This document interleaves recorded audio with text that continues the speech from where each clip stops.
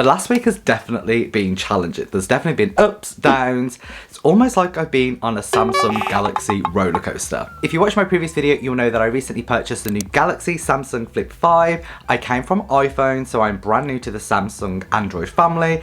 So I thought I'd sit down and share with you my pros, my cons, and whether or not I'm going to keep the device. At times I've loved it, at times I've wanted to throw it in the bin. I also spoke to Samsung to find out the cooling off period, which I'm grateful to say is 14 days. So stick around to the end of the video to find out if I'm going to keep the device or send it back.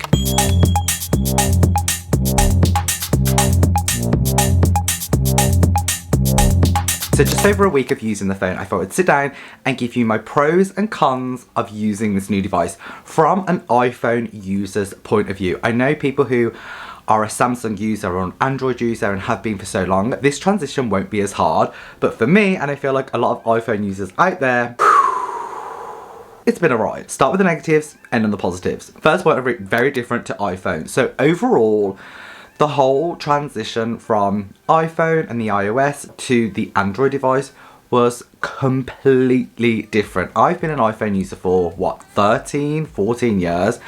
I know that iOS inside out, pretty much. Like where the menus are, how to navigate, the settings, the quick menus, what you can, what you can't do. I kind of know it inside out, which is one of the reasons why I wanted to move, because I was very bored of it. I felt like that iOS, apart from the apps physically looking different, there wasn't much change over the 13 years that I used the device. So coming over to Android, this was just a different ball game. The whole navigating the menu, the kind of like quick kind of shortcuts like the swipes and to left and right, to begin with, just blew my mind and was very, very overwhelming. Now, I love tech and I'm quite quick at learning new tech and how it works, but I kind of struggled with how this worked, especially for the first few days. I felt like there was stuff everywhere. There was duplications of menus, there was duplications of apps, there was duplication of like ways to get to other places, which for me, with someone with OCD,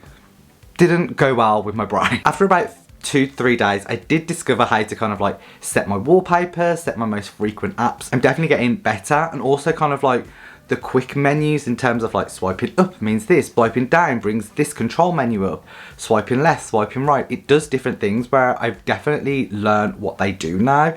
But the first few days was pretty rough. Another thing that really frustrated me was Google Pay. With Apple Pay, you literally hold your phone on the device and payment is taken. However, I set up Google Pay on this and I went to about 4 different shops, and 3 out of the 4 shops wouldn't accept payment. For some reason, I would hold my phone up to the device and payment just wouldn't go through.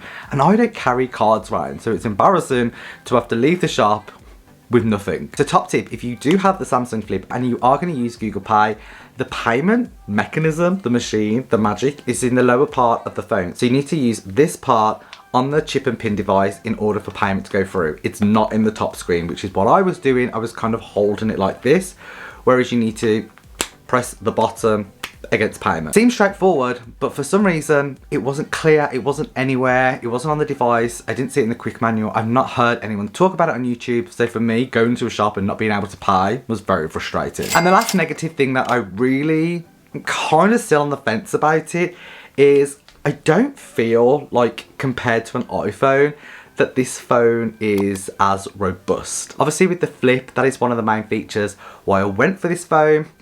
But there's something about it, I just feel like it's, I don't know, I feel like it's kind of fragile. Like if I was to drop this on the floor, I would be very nervous. Whereas my iPhone, if I dropped it on the floor, if it bounced down the stairs, as long as it's got my case to 5 case on it, I know it's going to be fine. Whereas this, I don't know. My brother and dad work on building sites.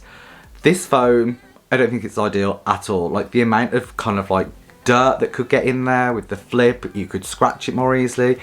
Dropping it, I don't know if it would survive. Now for the positives, let's talk everything that I love about this phone. I've said this 20 million times, but it is such a unique looking phone. Like the whole foldable screen, the fact that you can flip it is very both nostalgic to me, like 90s, early 2000s, but also very like futuristic and something that I've never personally seen before. If Apple would have done a foldable phone, would I have stayed with them?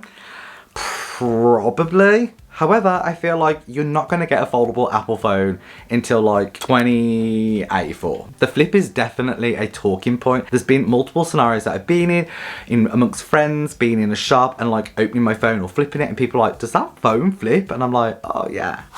Definitely a cool feature and definitely something that attracted me to the device in the first place. Another thing that I love about this phone is it is fully customizable, and I don't just mean, you know, you can change the wallpaper, you can change the color of the text, like every single thing that you could or want to change on this device you can do. The text, the wallpaper, fine, the sounds, fine, but the whole kind of interface, the way the emojis look, the way the apps look, the shortcut menus, the swiping up means something different on my device or someone else's device.